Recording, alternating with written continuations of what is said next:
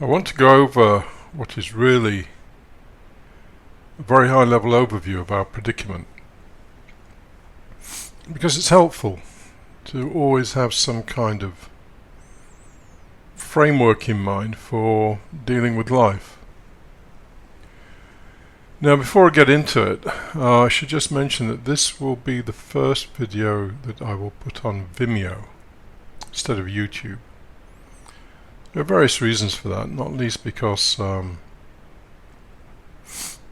see on some of the videos that people are getting to them. I don't know how they're getting to them other than through Patreon. So yeah, they're going on Vimeo. I don't know how that affects downloading them or anything like that. Clearly, if you support this channel, you should be able to download them. But anyway, I shall sort it out at a later date. So, your predicament. I should also add that some of this material is repeat. Make no apologies for that, really, because as Taleb says, and if you don't know about Nassim Taleb, then you might find him interesting. He's the guy who wrote the book The Black Swan. And on Twitter, somebody, I don't know, they take bits of what he said and broadcast it on Twitter. One of the things he said was, it's far, far better to read something that is worth reading several times than read several things. You just keep mining down into it, and this is certainly true of Spinoza and Kant. Just keep mining down into it. So this podcast contains really a summary of Spinoza and Kant with the aim of just providing this broad overview of your life and how best to navigate it. So let's talk about our situation. This picture you see here is the dream of Arcadia. If you study Kant for any period of, well, any substantial period of time, you'll see that, as with Spinoza, there are two things going on, particularly in the Critique of Pure Reason. There's the formal structure and the vocabulary and the way the academics might read it. You know, just studying what he says at fairly surface value. But then there's a subtext. And I was reading some academic a few days ago who was saying, oh, you know, the problem with Kant is that he gives these plausible arguments and then he drops down into his idealism, and it's such a nuisance. Well, it's such a nuisance because they don't want fucking idealism. And yet you cannot deny that everything you know is a representation for you. It's the way your mind is representing stuff. You don't know anything else other than that. The world is ideal for you. It is a construct of your mind. It isn't created by your mind, but the way you experience it is a construct of your mind. So we live in a kind of dream. And I've got a quote here from the Critique of Pure Reason, where Kant says, all our intuition, remember, intuition is our experience of things. For us, that is through sensibility, through senses. All our intuition is nothing but the presentation of appearance. Our mind is creating presentations or representations. And that's all we can know. All our intuition is nothing but the presentation of appearance.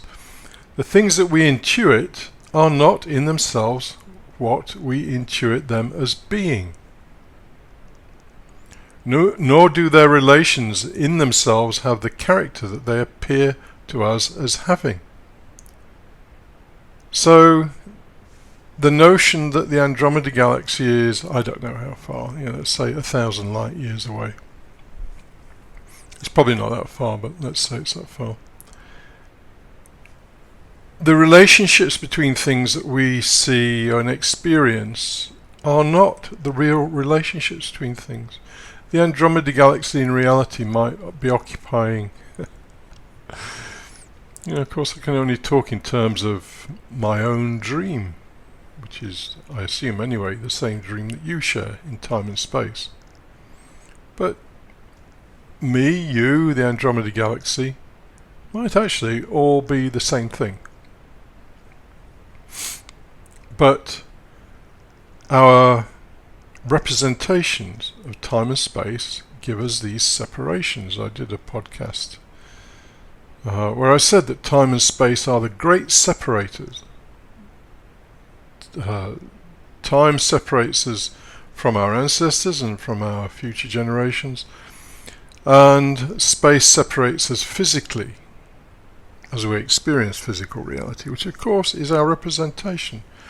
There is no outside. Everything is within mind. There is outside your body, obviously, but what is outside your body is inside your mind. It's all a kind of dream. So, nor do their relations in themselves have the character that they appear to us as having. And if we annul ourselves as subject, Schopenhauer was very big on the subject. The subject is the thing that can see but is never seen. The subject is the thing that experiences but cannot be experienced. And if we annul ourselves as subject, or the seer, or even annul only the subjective character of the senses generally, then this entire character of objects and all their relations in space and time, indeed even space and time themselves, would vanish. Being appearances, they cannot exist in themselves but only exist in us. He doesn't need to be any more explicit, does he, really? He says that many times throughout the critique.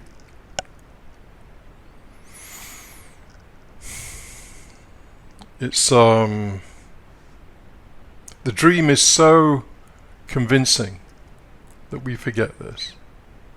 That not only is the external world, as we experience it, a kind of mental construct that we create,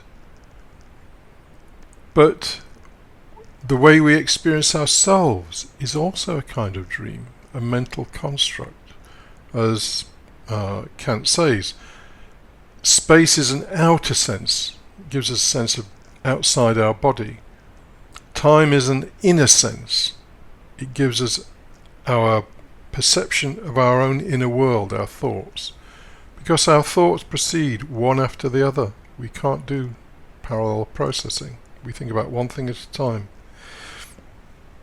That's how we know ourselves and the external world in time. And yet time is a construct of our mind. So we live entirely within a dream. And the great thing about Kant is that he used reason to take us beyond reason. And that is really the most important application of reason, in my opinion. To take us beyond what we believe we are. We don't know what is beyond, but we, as Gardner says in his book on Kant, Kant takes us to the boundary of what we are. It gives us a little bit of a sense of, I'm just living in this dream. I know nothing of reality. This world that my mind creates for me, and my own sense of myself, is just a convenient mechanism to allow me to operate. And that's basically all we know. Now, if we accept that we live in a dream of our own making, well, I say of our own making, we didn't construct the way that our minds work, but given that we have a particular kind of mind, then that mind creates a particular kind of reality for us. But we do not know the reality. Kant's very explicit. Time and space are not properties of reality, for reasons that I'm not going to go into. It would just take too long. So, on this next slide you can see slaves. We're sort of like, how can I put it? We're slaves, 100% slaves, because we understand nothing of reality, and we live in this particular dream that we did not create.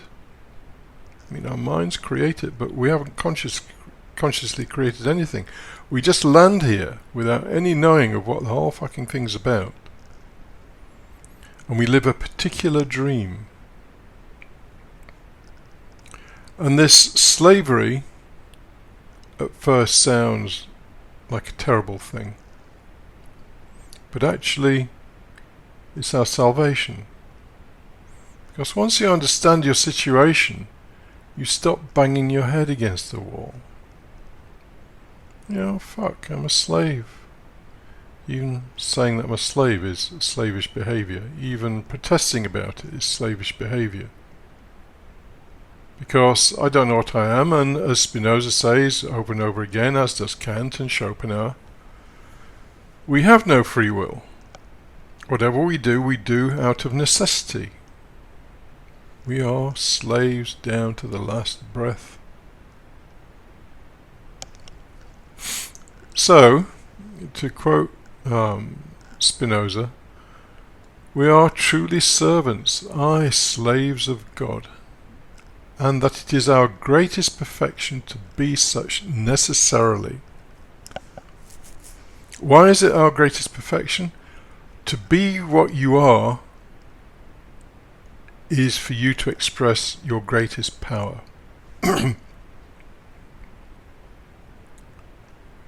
And as you'll see shortly, power is what this game is all about. Spinoza goes on about that endlessly. Schopenhauer kind of disagrees with that. In fact, he found a lot of what Spinoza said quite objectionable, but I don't think Schopenhauer had an alternative plan for happiness. Well, he had a plan for some kind of liberation, but anyway. So, to relax into what you are without trying to be silly about it. To relax into what you are sounds, just chill out, man. It's not that at all. To relax into what you are requires a great deal of inner work, because you need to find out what you are. Most people don't know. Most people are lost in their imagination about what they are. Oh, they need to be productive. Oh, they need to be attractive. Oh, they need to be charming. Oh, they need to be a good parent. Oh, they need to be a good, whatever. To relax down into what you are is a wonderful thing, but actually a surprisingly difficult thing. But that is where your greatest perfection lies. And remember, for Spinoza, perfection and power are the same thing.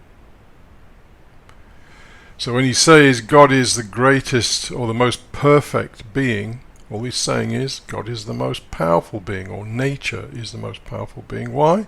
Because it has no external constraints on it. It does whatever the fuck it wants, within its own necessity.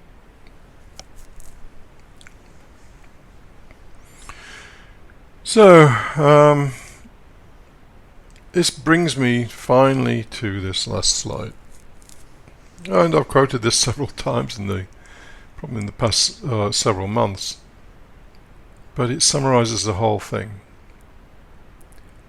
Our aim is to live a life that is proper to our nature. Clearly, we are not wholly like animals. We share their traits of being primarily interested in sex and food and power, all the animal things. But at the end of the day, we also have reason,